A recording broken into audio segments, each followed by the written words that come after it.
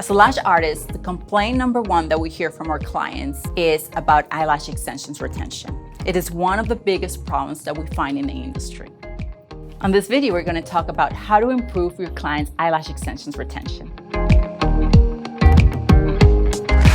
Before you start your application, you want to make sure that you cleanse your client's natural lash 100%.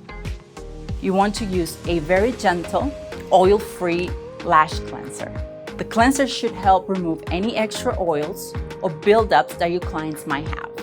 If your client is wearing makeup right before they come to their lash appointment, make sure they remove their makeup 100%. Next, you want to prime the lashes.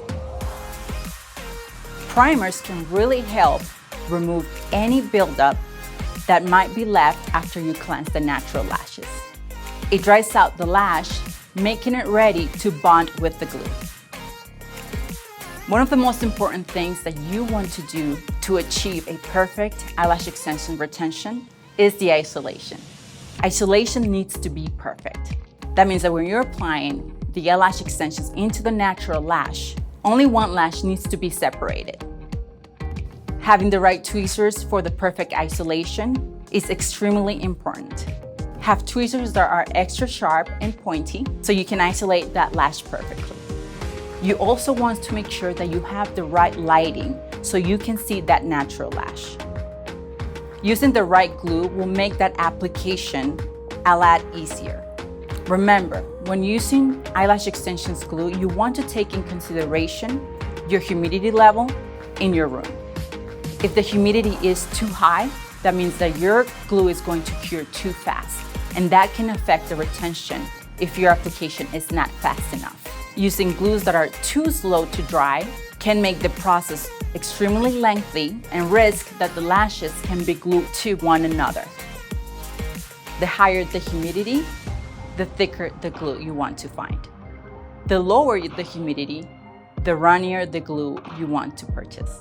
So make sure that when you're shopping for glues, you buy the right one for your humidity level and temperature. The next step to achieving a great retention is to make sure that you dry the lashes fully before you cure. You want to cure the lashes using a nanomister. And what the nanomister is going to do is going to harden the lash with the humidity, allowing the bond to be stronger. After you use the nanomister, you want to dry again. This will guarantee that the lashes are really dry before you finish your application. I highly recommend you have products that you can recommend your clients to take home, like a sealant. Recommending your clients to use sealant at least 3 times a week will help for that retention to be better. And don't forget to remind your clients that it's very important that they continue to cleanse their lashes at home. This will prevent any excess oils to break down the glue. Thank you for watching this video. If you want to find out more about the products that we just mentioned today, don't forget to visit lashblvd.com. Follow us on Instagram and Facebook, and leave us a comment and let us know what else you would like to know about eyelash extensions. And don't forget to subscribe.